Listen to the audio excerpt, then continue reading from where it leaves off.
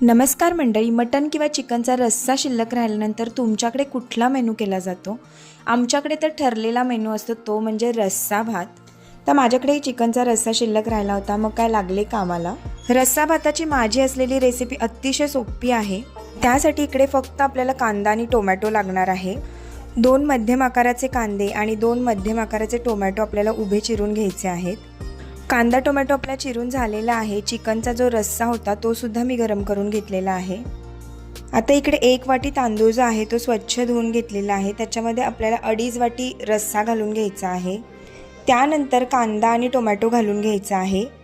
थोडंसं चवीनुसार मीठ घालायचं आहे आणि आपल्याला 3 शिट्ट्या करून घ्यायच्या आहेत.